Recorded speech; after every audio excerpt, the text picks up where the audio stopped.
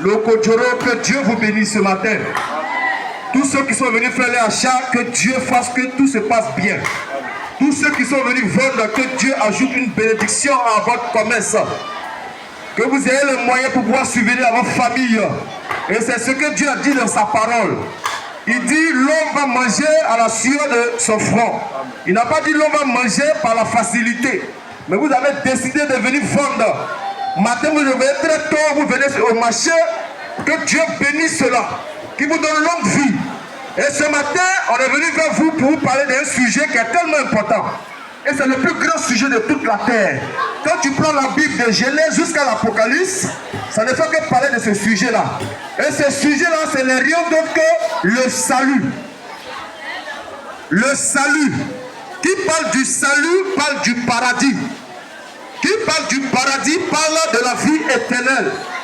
Et ce matin, on est venu vous dire, qu'est-ce que l'homme doit faire pour avoir la vie éternelle? Ici-bas, ce que l'homme doit faire exactement pour avoir la vie éternelle. C'est pour ça que nous sommes venus vous parler ce matin. Parce que notre souci, c'est votre âme. Voilà. Vous voyez dans les Écritures, la Bible dit, dans le livre de Job, Job 30, verset 25, la Bible dit que le rendez-vous de tout être humain, c'est la mort. Il dit, quand je le sais, tu me mènes à la mort au rendez-vous de tous les vivants. Donc Job dit que la mort est le rendez-vous de tous les vivants. Donc tous ceux qui vivent, ils vont passer à ce rendez-vous-là. Tu veux, tu veux pas, tu vas passer par là. Parce qu'en réalité, tu as connu des personnes qui étaient chères à toi. Tu as vécu avec eux. Et arrivé un moment de leur vie, le Seigneur les a retiré le souffle. Et ils sont morts. Tu es allé à leur funérailles, tu as assisté à leur... Tu as assisté à leur enterrement et tu as pleuré. Et depuis lors, tu ne les as plus jamais revus sur la terre. C'est comme ça la mort. Et c'est comme ça toi aussi, un jour, tu vas partir. Gloire à Dieu. Amen. Gloire à Dieu. Amen. Toi qui m'écoutes, sois attentif à ce que je vais dire. C'est vrai, tu fais ton commerce, le Seigneur a sa main là-dedans. Quand tu vas écouter cette parole-là, le Seigneur va bénir encore plus. Parce que c'est la vérité qui est venue vers vous ce soir, ce matin. Donc, on est appelé à quitter la terre. C'est vrai, tu vas faire commerce. Tu vas pas faire commerce. Tu vas acheter. Tu vas pas acheter. Mais un jour, tu vas quitter ce monde. C'est ça qui est la réalité. Mais après ton vécu ici, pas où sera ton âme? Après ton passage ici, pas où sera ton âme? Voici la question qu'il faut se poser. Voici la question qu'il faut se poser. Et on est venu vous donner la solution par rapport à l'après-mort.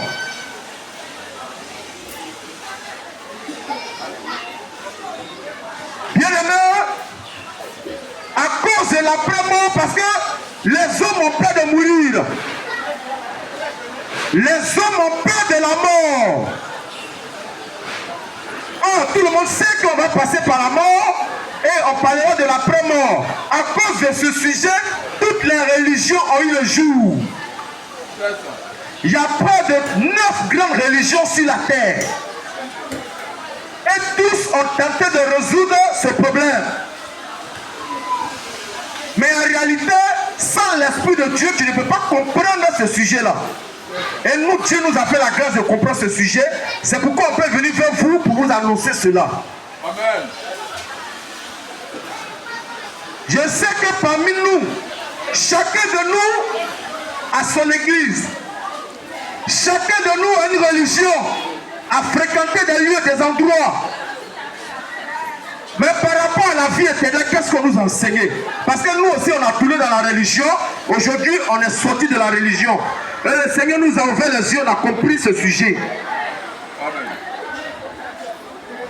Étant dans la religion, on nous enseigne que l'homme pour aller au ciel, il doit bien se comporter. Il n'y a pas quelqu'un qui va me dire c'est faux. Les gens nous ont dit pour aller au ciel, il faut bien se comporter. Il faut bien marcher sur la terre. Parce que tes actions, tes faits et gestes de tous les jours pour te juger. C'est comme ça qu'on nous enseigne.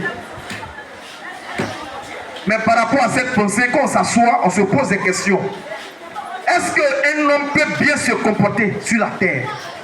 Qui peut vivre une journée dans cette chair sans péché? On s'est posé ce genre de questions. On a vu que, en réalité, étant homme, dans cette chair-là, tu vas toujours pécher. Donc si Dieu devait réellement pécher, personne ne pouvait aller au paradis. Ça, c'est ça qui est la vérité. Est-ce que tu m'écoutes ce matin? L'homme est pécheur. Donc personne ne pouvait se défaire de son péché. Gloire à Dieu. Amen. Il y a une autre religion qui nous enseignait que Dieu peut envoyer l'homme au paradis. Dieu va envoyer un prophète messager. Donc il faut croire son prophète pour avoir la vie éternelle. C'est ainsi on a vu des prophètes qui sont venus dans le monde. On a eu la naissance de plusieurs prophètes qui sont venus dans le monde, qui disent qu'ils sont prophètes messagers. Je n'ai même pas envie de citer leurs noms parce qu'ils sont beaucoup. Il y a un certain Kakou Philippe qui est venu, il dit il est prophète, il faut croire en lui pour avoir la vie éternelle. Il y a un certain qu'on appelle William Branham, il est né en Amérique, il dit il faut croire en lui pour avoir la vie éternelle. Ce que nous vous disons, c'est la vérité.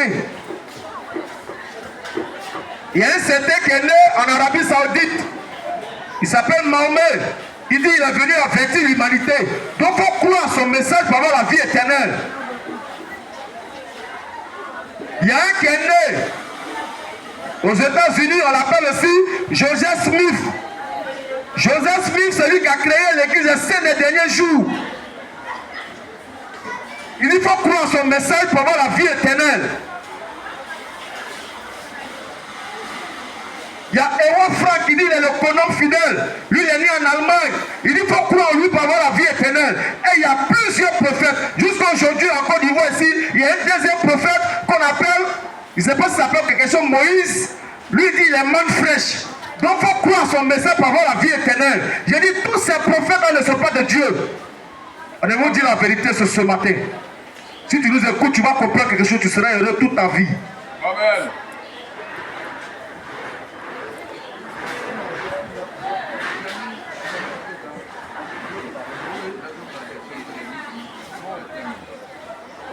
Gloire à Dieu. Amen. Tous ces prophètes-là ne sont pas de Dieu.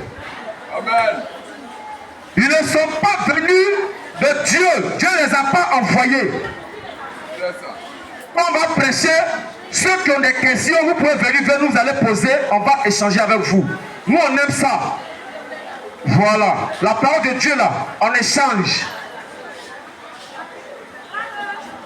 Gloire à Dieu. Amen.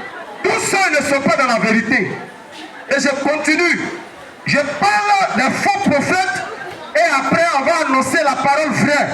Ce qui donne la vie éternelle. Ce que tout le monde doit croire en ça pour avoir la vie éternelle. Gloire à Dieu. Amen.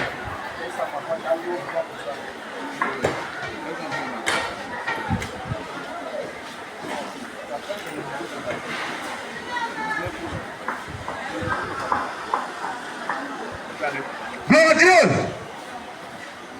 On a beaucoup de choses à vous dire par rapport au salut. J'ai dit le salut c'est un sujet qui est tellement important.